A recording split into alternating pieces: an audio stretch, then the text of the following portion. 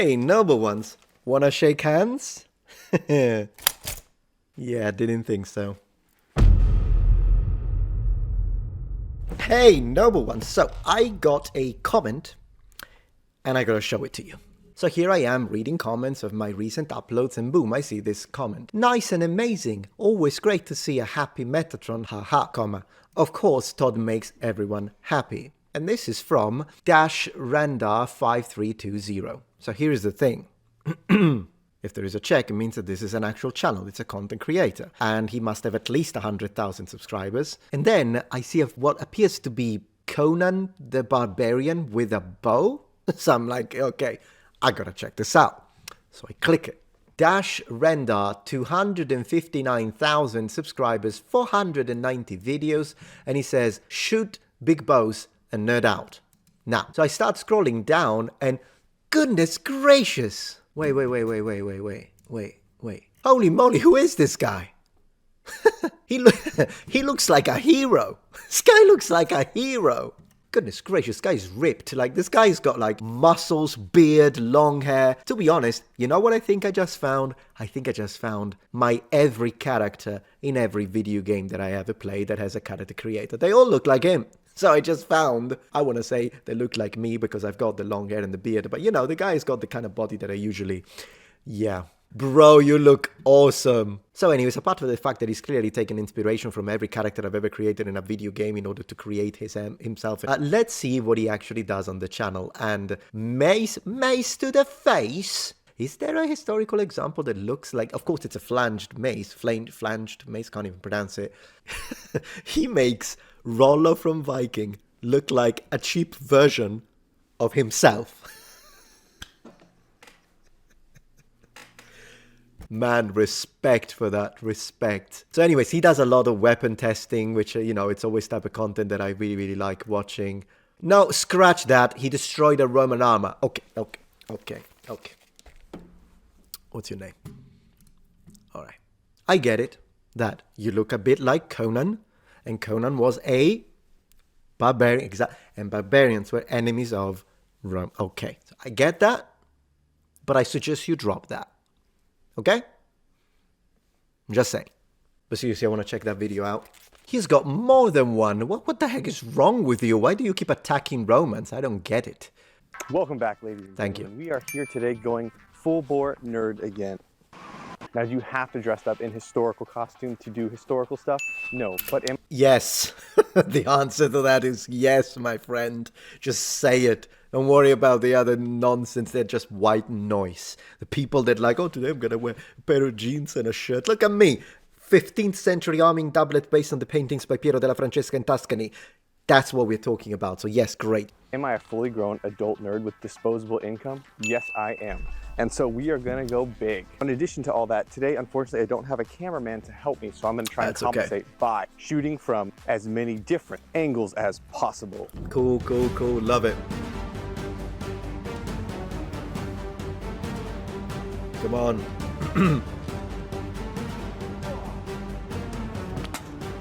Holy moly.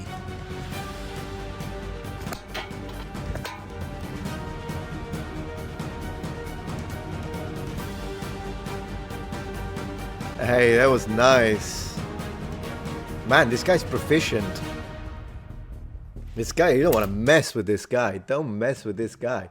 So yeah, he dealt serious damage to the... Okay, so I'm going to skip around a little bit. So do absolutely click the links in the description to watch the full videos and presentation. But let's see. Dun, dun. That was accurate. That was accurate. You did, yeah, on the rim, on the brass rim. Yep. That's why Roman shields look like a freaking door.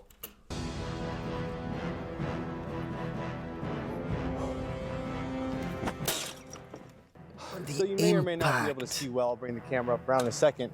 But this part of the chest piece here just got completely concave. Yeah. I mean, the impact of that alone would definitely crack, shatter rib, cause some major issues to the body. That was a bigger stone, by the way, So that had a lot more mass behind it.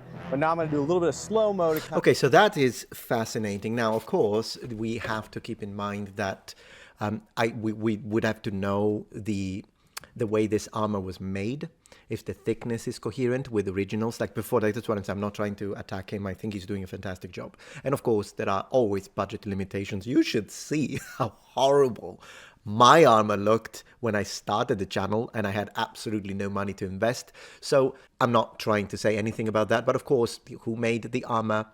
What type of metal this is? Is this steel? Is it iron?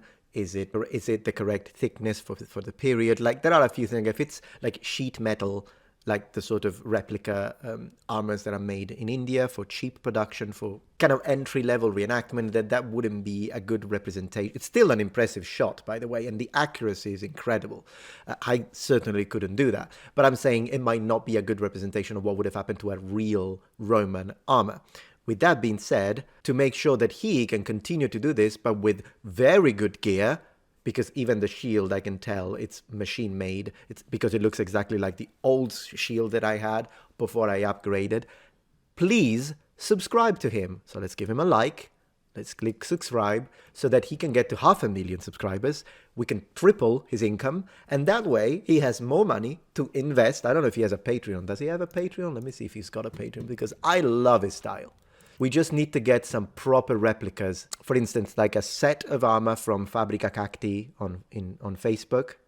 Okay, so this is Fabrica Cacti, is where all of my shields, armor, not really the helmets, but everything else that I own is produced by them. They are based in Poland, yes, Poland, and they do incredible work. So, for instance, this is some of the armor that they produced, and it's excellently made.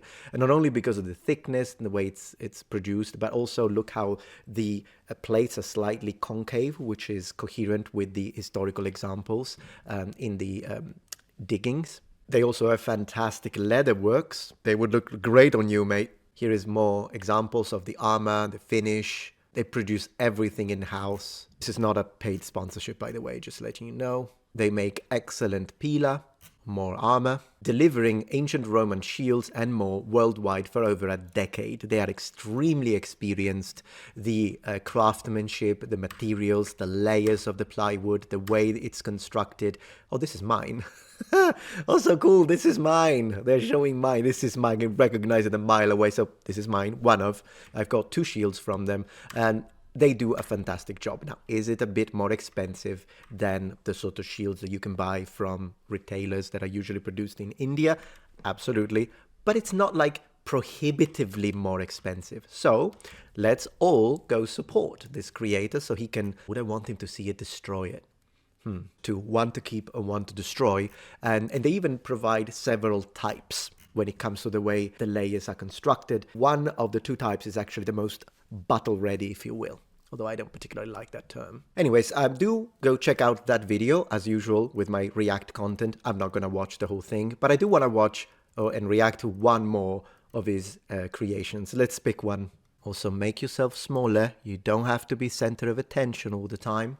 What's that? David versus Goliath. You are Goliath. What are you on about? Oh, that's so cool that he's wearing the helmet like the Greeks did. Absolutely. The Greeks, when they were not in combat, they would wear the helmet. Let me check this out. This is cool. You know what, man? I've been thinking, might be a good time to mix it up again. Oh, yeah? What you been thinking about? You know, the archery and the gaming stuff is really fun, but I think there's some really great history out there we haven't touched on yet. Yeah. Oh, I don't know, man. We got a pretty good thing going here. Do you really want to mess up with the algorithm again? You know, in reality, though, I think you might really like this one because it's right up your alley. Something I would like. If we do it right with the right amount of history and historical accuracy, I think we could both be happy with it. Yep. No. You don't mean it.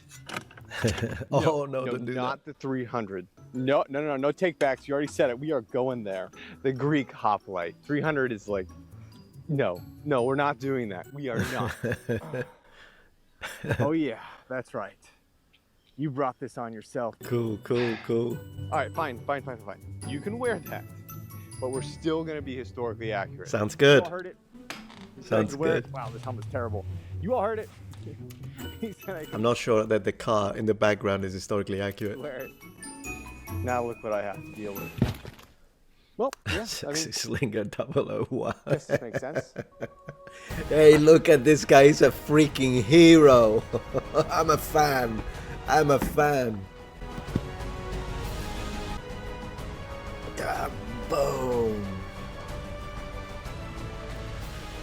He's precise. Like, this guy's accurate. Is that a bronze helmet? Oh, that's is that a bronze helmet or a brass? I wonder, because that would react differently, of course. Yeah, my money's on him in this fight. Yeah, cool. So he shows the originals. Yeah. What you considered like the golden age of the hoplite warfare. That's when they had the heaviest armor. It was estimated it could have gone up to 76 pounds, but a lot of people say 45 pounds. Time when they had the very prominent Corinthian helmet with a T-shaped visor. Unlike this one here, which is a replica though, they didn't have ear holes in those older ones. It was just straight all the way down, so just like a bell-shaped helmet. Yes. But provided really good protection. It was probably about 14 gauge, 12 gauge bronze, so very, very heavy duty. But it was a heavier individual, so moving around in battle was a little bit tougher. But they were the most heavily armed in that archaic period. The reason I have the helmet up like this is not just because it looks cool, but it is the way that it was often worn when they were moving towards battle, marching, or around camp, or if they needed to catch a quick breath. Absolutely, yeah. Some medieval soldiers did that with kettle hats, for example. I think I showed it on a couple of my videos, and it's interesting. I wonder if medieval people did it with the barbute, since the barbute is clearly inspired, most likely, to classical period helmets, such as the Corinthian. I wonder if they did that. Do we have iconography that shows that? I'll have to dig. But it could sit up comfortably. That was often worn when they were moving towards battle, marching, or around camp, or if they needed to catch a quick breath, because they didn't have any sort of visor they could lift up, but it could sit up comfortably so you didn't have to worry about falling off all the time. You, of course, can't forget about the very prominent horsehair crest. Out of horsehair, it has some feathers on it sometimes for adornments. Yes. The reasoning for it, from what I've seen and read, ornament to make them look cooler. You know, people are people no matter what. The other one is to make the opponent look larger in stature, so a bigger, more imposing one. And then anecdotally, forget where I read this, so please forgive me, it was that the people in the back could actually see where formations were going. And they move side, side. The people in the back, it's easier to see where the formation is going. Now, they drilled a lot anyway, so it probably should be instilled, but I think in battle, especially for the generals, if they can kind of get an idea of where the troops are going to make sure they're following the orders, it makes it a little more clear and visible. Can't find where I read that. I swear I did. But that one makes a lot of sense to me, honestly. Okay, give me a second. Dear Dr. Canestrelli, have you ever heard of the... Wait, Canestrelli is Italian, what the heck am I doing? Ciao, bello. Hai mai sentito parlare dei soldati? That makes no sense, let me retype it without the camera. Hai mai sentito parlare delle creste degli opliti usati come punto di riferimento per avere un'idea della direzione dei soldati in combattimento, cioè per la formazione della falange oplitica? Boom. I asked him. Man, my Italian is amazing. For a moment I thought I forgot all about it. Okay, going back to the idea of the crest being a functional element within the movement of a phalanx in combat. So we kind of looked at it with my lead researcher, Dr. Canestrelli. We looked at it briefly. We couldn't find who actually said it, but it is very likely that this is a real quote from a historian of military history. But then again, sometimes historians of military history say stuff that doesn't necessarily make sense. We don't really feel that it's real, in the sense that, first of all, in the archaic period, crests weren't that uniform. Not every single soldier would have a crest. Also, some crests would be horizontal and other crests would be vertical, so that also would disrupt this idea of, as a commander, I look at the troops and through the orientation of the crest, now I know where they're going. It wouldn't really work. At the end of the day, we don't really feel that there is much to it when it comes to this theory. We don't think it holds water. So unless we find an actual statement from the period, then we would consider it a possibility. But if it's something said by a military historian, modern, we kind of think it's nonsense. But that's just our opinion, of course. And if you are aware of a period source that mentioned this, more than happy to review it more deeply. This was just a little bit of a preliminary look at it. The one that just makes a lot of sense is people are people. You're always going to want to try and make yourself stand out, unique, look intimidating and fierce, and that's a good way to do it. Just looks super duper cool. And also shows off your status sometimes, depending on who it is. That's one of the reasons why like medieval nobles were wearing so much gold and incredibly polished armor, like mirror polished and that type of stuff, is because it shows your wealth. So yeah. Aspis. Now, Aspida, two things for that were plural. staples throughout all the periods were the shield and the spear, the dory. So the shield was the aspis, Yep. and the dory was the spear. Now, Yep. this shield here, a Borealian design. If you want to say it in Greek, it's Dori with the T, so the D is pronounced like the TH in father, Dori. Ena Dimetro Dori. I tried to say that right a few times, but I'm like, it starts with a B-E-O. Used in some parts of Greece.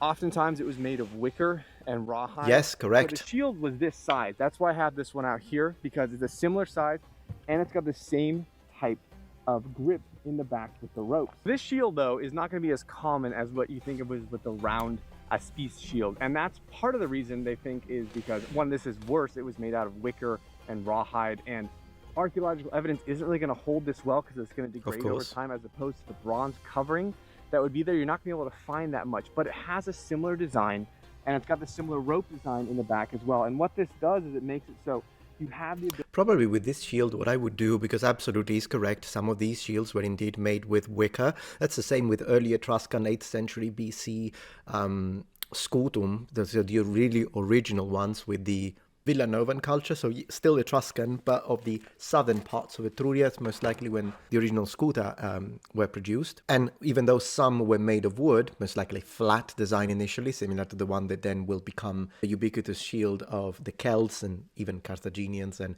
Illyrians would start using it even before the Romans actually started to focus on that sort of shield and make it curved. But in general, yes, wood or wicker. Even in 8th century BC Etruscan element material goods. And then that would be covered and reinforced with leather, rawhide, as he's saying. Maybe the only thing I would change here is the grip. It looks very uncomfortable. This is pretty cool. Okay, then I like that he uses a lot of iconography. Like, this is a nice channel. And here they're going to have the linothorax, which is usually rawhide or linen, and they'd have scales on top of it. anyways, this guy is awesome. This guy is awesome. Don't want to react to the entire video, so you can go check him out. But absolutely, we should totally subscribe to his channel and make sure that he gets some really nice scuta, because yeah, that'd be nice to see. Does he have like Viking stuff? I think he does. I think I saw a round Norse shield in one of these videos, so I'm gonna be looking for that, and perhaps I'll watch it during dinner. But for today, that's what I wanted to share with you, noble one. So hi to, what's his name? Dash? Hi to Dash. Well, he'll tell me. Rendar? Is that his name? I don't know. Hello to Achilles. Thank you for watching, and I will see you all tomorrow for my next daily upload. If you're not yet a member of this community, become a noble one. Subscribe to my channel for more content from the Metatron. And remember, the Metatron has spread his wings. Goodbye.